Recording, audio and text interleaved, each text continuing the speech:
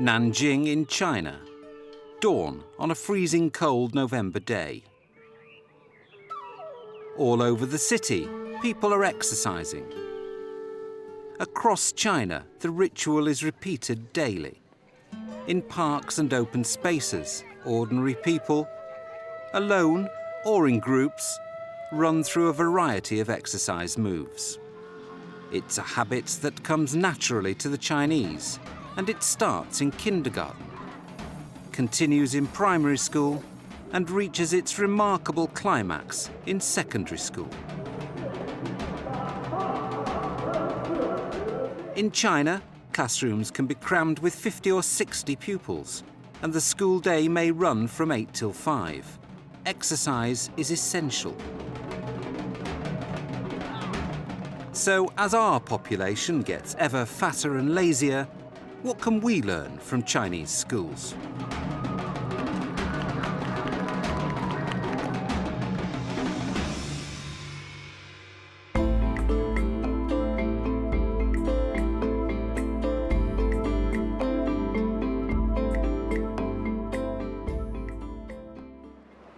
It's the start of the school day for the 600 pupils at Nanjing No. 1 kindergarten.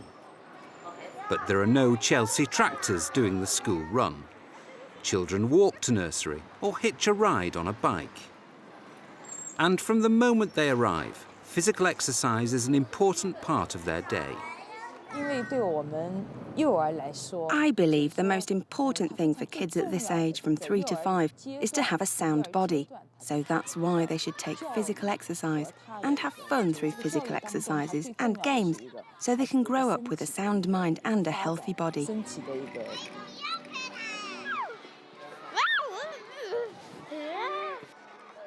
Paul Bieshel is a former PE and head teacher who now advises schools here and in China on sports teaching.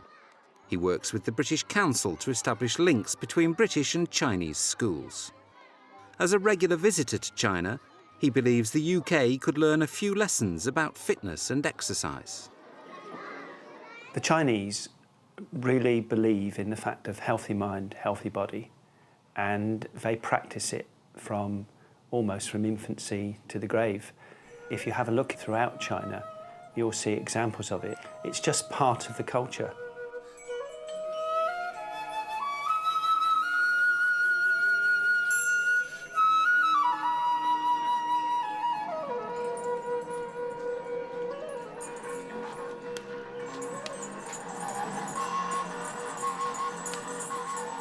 When you go into schools, you'll see the same philosophy being followed. Here, playtime at the start of the school day involves a carefully constructed range of activities. What I noticed was that the children were not just being allowed to play any activities they liked, but the facilities, the equipment put there for them was specifically designed to build up their skills, their basic skills. So there were activities for their kicking, for their throwing, for their running, for their jumping, for their skipping, and really well thought out activities. Chinese schools combine mixed activity time like this with the more formal teaching of PE and sport which most countries have.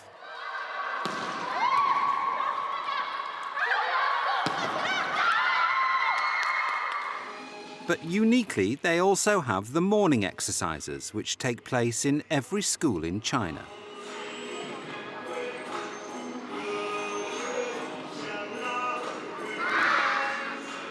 Millions of children do these drills for 15 minutes every morning. And as pupils progress from nursery to primary, their coordination and timing gets better.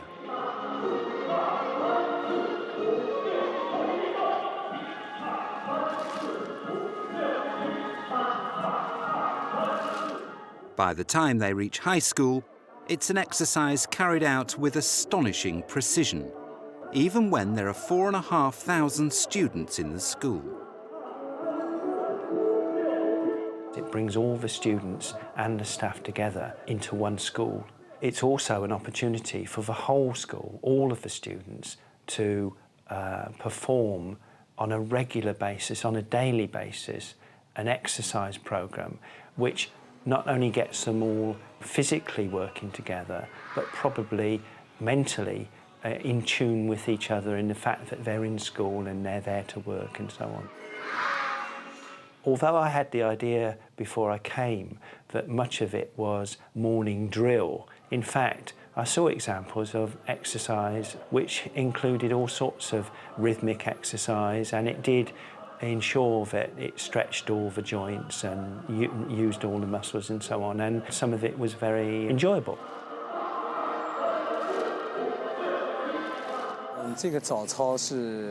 The air is quite fresh in the morning, and we hope the students get refreshed by the morning exercises, so it's good for their academic work they're about to do, as well as for their health.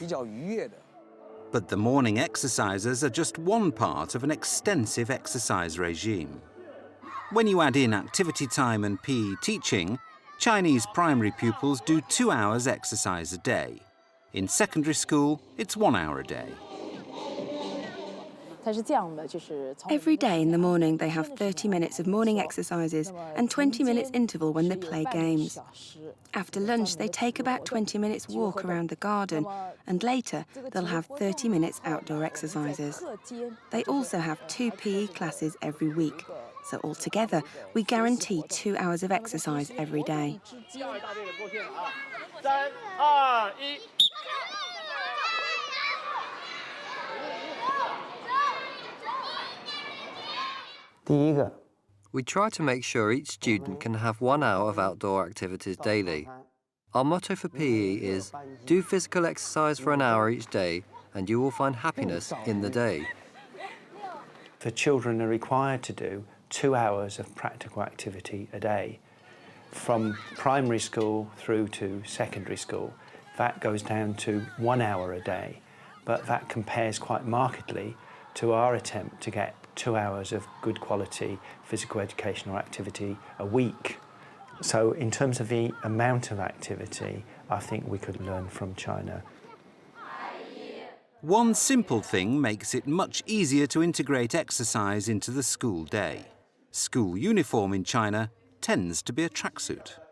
In the UK, certainly at secondary level, we would anticipate that the children would get changed for PE. In China, they don't. Now that's quite interesting from the point of view of the whole of their PE time is spent on the PE, whereas our lessons are spent, first of all, in children getting changed to get ready to take part in PE, and at the end of the lesson, getting changed back into their normal clothes. Now, obviously, there are all sorts of issues there in terms of the children not having showers and so on, but nevertheless, in terms of the actual amount of time available for taking part in, for being involved in physical activities, there is much less time lost. China's commitment to all-round health is reflected in school dinners. There's no question of nipping out to the fast food outlets that are proliferating in China. All the schools we saw served hot meals prepared on site. This woman is preparing the vegetables for the kindergarten. We have the Children's Health Protection Association, which trains our health teacher in nutrition for children. So she takes care of the daily diet for the children and makes sure they get enough nutrition, protein and calories. Our cook will follow the health teacher's advice in preparing the day's meals. Even when the school roll is vast, freshly cooked food is served, and there are no concessions to junior tastes. In this class, the children have been accustomed to eating their fish in the form of bone-free fish balls. But at the age of 4, they're now being taught how to deal with the real thing, bones and all. There wasn't any choice in terms of food, but the food was balanced in terms of what was available to them, and the children ate it. No children would bring in packed lunches with them or anything like that. So they were guaranteed when they were in school that they had good quality, fresh food which had the necessary nutrients. Each school is in fact inspected on a regular basis to ensure that what they're supplying in terms of diet to the children is of an acceptable standard, and I was very impressed by that. And I think if you actually look at the body shapes of the the children, you'll find that there are children who are overweight, but a much smaller percentage currently in the UK. We also have some fat children, children who have a good appetite and don't like exercise very much. So if we find children who are getting fatter, we'll speak to the parents to find out what the problem is, and we'll give them advice on how to control what their child eats so they can avoid obesity. Even in the kindergarten, we'll look after the children, and we may offer them soup before meals so that they will eat less. Getting pupils out of the classroom is important because Chinese classrooms are cramped by UK standards, and pupils stay put in classrooms while teachers move around. I observe many classes where there are over 60 children being taught by one teacher in quite cramped conditions. Not only were the desks close together, but on each desk you could observe a whole range of textbooks. So the specialist textbooks also stay in the classroom. That creates a very packed environment, so you can understand why the children need at various times during the day to take part in vigorous exercise, because when they're in the lesson there isn't much opportunity for a great deal of movement.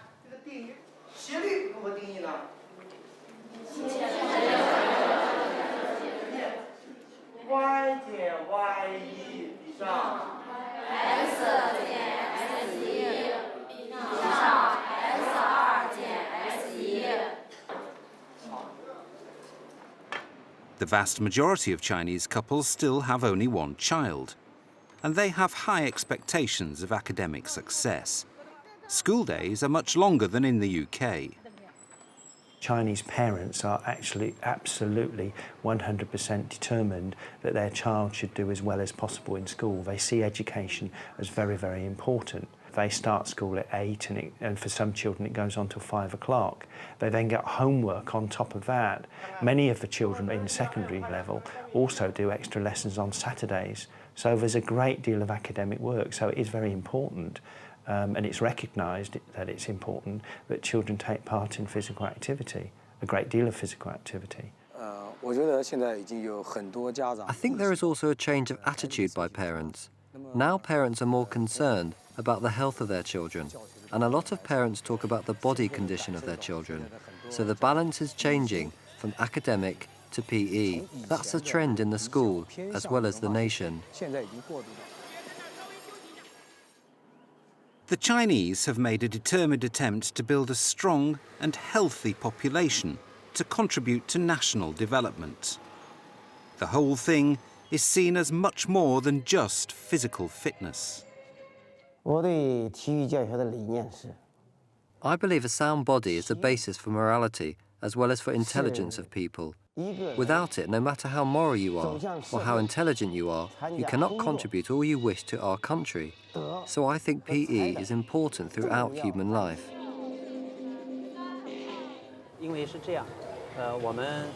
China was the loser in the Opium War, and we were regarded as a weak nation in the Far East. So after that, when the new China was established in 1949 under Mao Zedong, he encouraged all students and teenagers to be good at morality and intelligence, as well as fit in the body. So they not only become a smart person, an intelligent person, but also a healthy person, a strong person.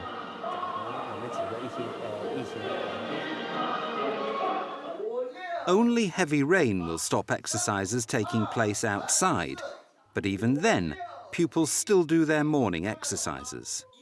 That's made more comfortable by the fact that their classrooms are not only unheated, but open to the elements. We do have heating in classrooms, but we're not supposed to use it too often. We usually open windows to let fresh air in to keep good circulation. Children do a lot of exercises outside, so if there's a big difference between the temperature inside and out, that makes it easier for them to catch cold. But if the temperature goes below a certain point, about 5 degrees, we will put on the heating.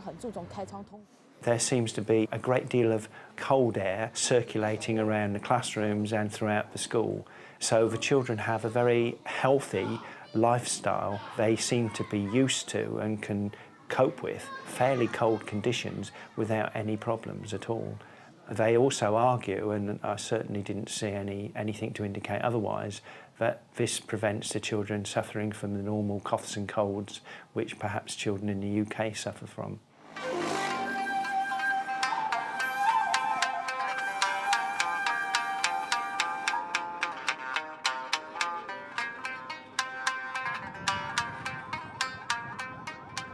If you travel 5 hours north of Nanjing to northern Jiangsu province, school pupils face harsh winters as well as summer temperatures of up to 40 degrees.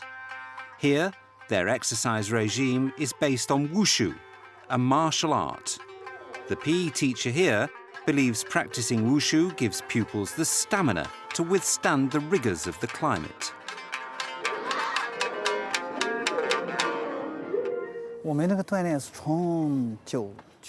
With wushu training, students can stand out in very hot weather as well as cold weather. And I feel that martial arts is good for the students. When there's very hot weather, they can stand it. When it was 40 degrees here, none of our students fell down.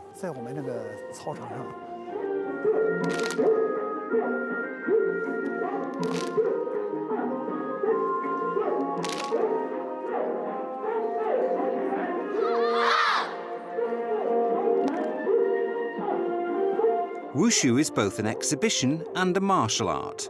It has many styles, of which Tai Chi is one. The school's adapted its morning exercise routine to wushu movements. They'd actually developed a morning exercise program which used all of the actions that were used in martial arts. So parts of the exercise worked on the hands and the wrist, others worked on the knees and all the various joints of the body. But the activities that were being performed were exactly the activities that are used in martial arts. The teachers also practice wushu and join in with the exercises.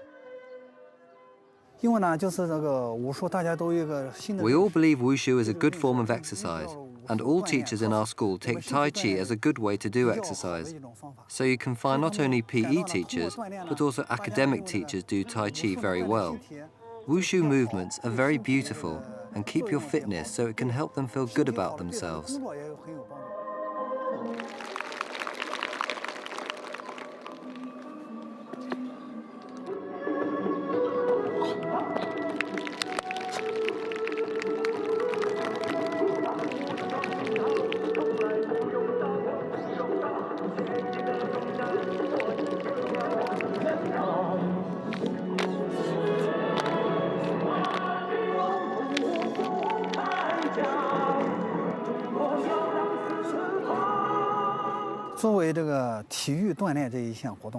Wushu is a very important part of traditional Chinese culture. In it, we may find the essence of traditional Chinese culture, which is useful in the morality of the students, because while they are learning it, they are also learning the history of China, and it is good exercise for body. So I think wushu is a very good form of exercise.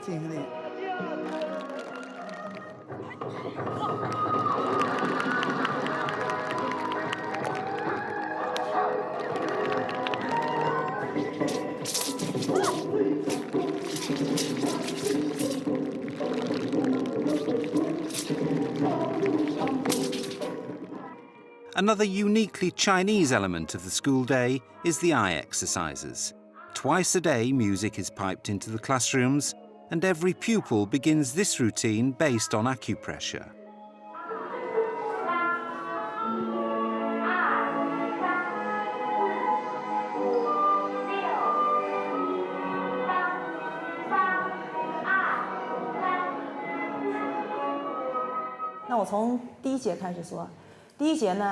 Let's start with the first bit.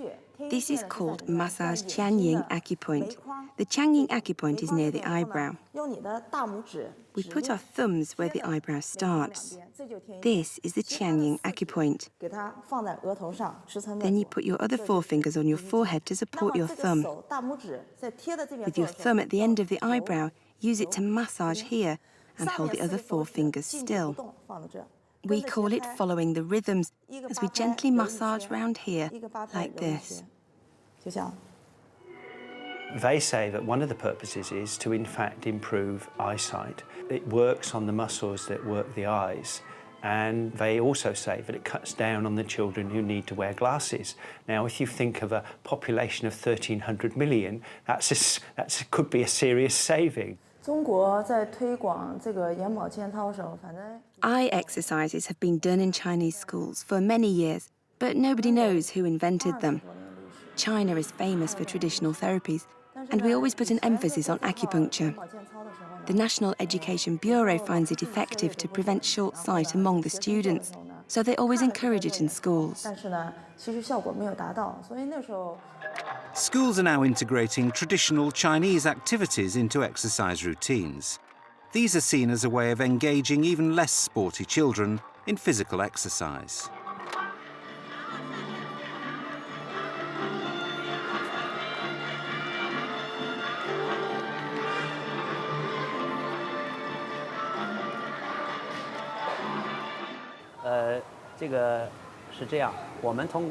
We try to enrich the content and add folk sports or traditional sports.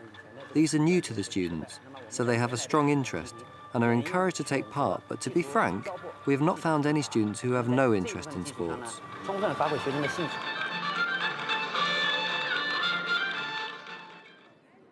The problem of students dropping out of sports in their teenage years, common in the UK, is simply not one they recognise here. Everyone takes physical exercise for granted. It's definitely not a problem here, especially for girls. They like to have a slim body, and the boys need a sound body for their studies and for job hunting. So actually they ask for more PE classes, and our students can't wait to run out to the playground to join in exercises. Another thing is it can be quite costly if you get ill and go to hospital, so it can be expensive if you don't have a strong body. China's commitment to building a healthy population is shown by the fact that specialist PE teachers are on the staff of primary schools. This PE teacher was amazed to hear that British schools don't have the same. I can't imagine you don't have specialised PE teachers in primary schools, because I believe PE is a very important lesson, not only for the teacher. You should have a good knowledge of what you are going to teach. Only then can you teach well and tell students what you're going to do. If you don't receive training, you are not qualified to be a PE teacher. Take me. I used to be a sportsman, but then when I studied, I also studied children's psychology to do the job well.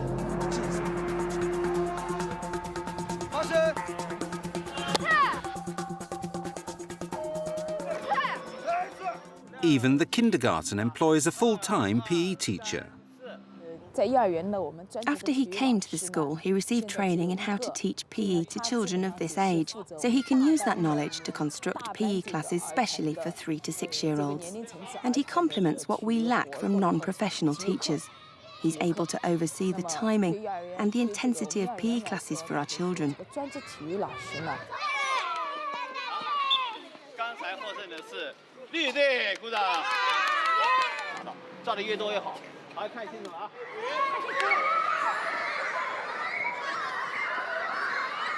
In the UK, however, I think we'd find that certainly at play school level, that the organisation or the planning of the practical activity would not be as well designed.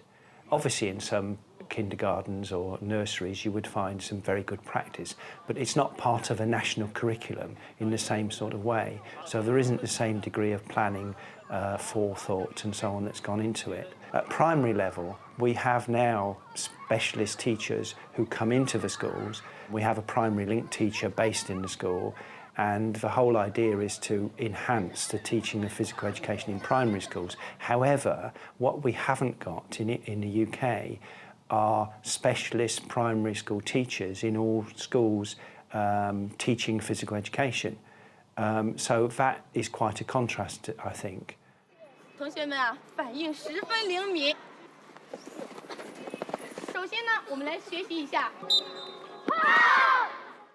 But Chinese PE teachers have to deal with classes far larger than in the UK. In this huge high school of 4,500 students, there may be 50 or 60 pupils in a PE lesson. The group teaching tends to be much more teacher-dominated and much more tightly controlled. I would think that it was very, very much more difficult for the Chinese teacher to be aware of the individual progress of every child within his group. It's just physically impossible for a teacher taking up to 60 children to have the same understanding of where their weaknesses are, where their strengths are, and therefore to give them individual support. I think it's almost an impossibility. It's also much harder to have different teaching styles. I think also in terms of creativity, I would imagine it would be much harder to ensure that this was taking place with such large teaching groups.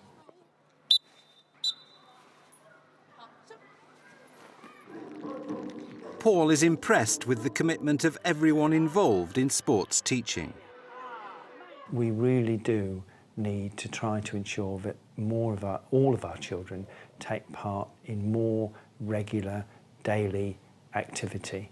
I just don't think we do enough in schools. I really do think that the government needs to take a stance on it and increase the amount of good quality physical activity and PE that our children take part in right the way throughout their school career.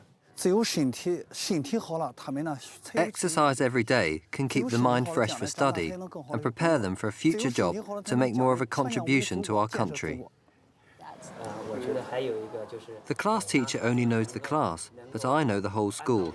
And when I come to school, almost every pupil says hello, and I am satisfied with that. Another thing is when I see children become healthier and have a sound body, I'm happy because they are like my own children.